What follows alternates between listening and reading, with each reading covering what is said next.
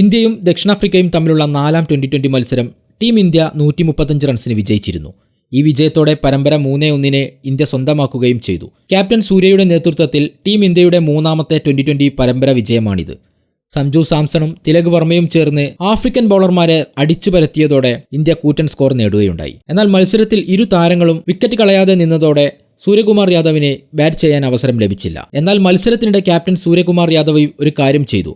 അതിന്റെ വീഡിയോ ഇപ്പോൾ സോഷ്യൽ മീഡിയയിൽ വൈറലായിക്കൊണ്ടിരിക്കുകയാണ്. സൂര്യയുടെ ഈ പ്രവൃത്തി ആരാധകരുടെ ഹൃദയം കീഴടക്കിയിരിക്കുകയാണ്. സംഭവം എന്തെന്ന് വെച്ചാൽ മത്സരത്തിനിടെ ദക്ഷിണാഫ്രിക്കൻ ബാറ്റ്സ്മാൻ മാർക്രമിന്റെ വിക്കറ്റ് വീണു.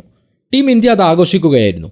അതിനിടയിലാണ് റിങ്കു സിംഗിന്റെ തൊപ്പി മൈതാനത്ത് വീഴുന്നത്. എന്നാൽ അബദ്ധത്തിൽ അത് സൂര്യകുമാർ യാദവ് ചവിട്ടുകയുമുണ്ടായി.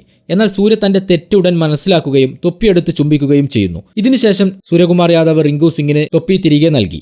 സൂര്യയുടെ ദേശസ്നേഹം കണ്ട് ഓരോ ഇന്ത്യൻ ആരാധകനും അദ്ദേഹത്തെ ഇപ്പോൾ പുകഴ്ത്തുകയാണ്. നേരത്തെ സഞ്ജു സെഞ്ചുറി അടിച്ചപ്പോഴും സൂര്യകുമാർ യാദവ് സഞ്ജുവിന് മുന്നേ തന്നെ സെലിബ്രേഷൻ തുടങ്ങിയതാണ്. മത്സരത്തിൽ സഞ്ജു സാംസണും തിലക് വർമ്മയും 2ാം വിക്കറ്റിൽ വെറും 93 പന്തിൽ 210 റൺസിന്റെ കൂട്ടുകെട്ടാണ് ഉണ്ടാക്കിയത്. ഒരുപാട് റെക്കോർഡുകൾ പിറന്ന മത്സരത്തിൽ ഇന്ത്യ 135 റൺസിന് വിജയിക്കുകയും ചെയ്തു.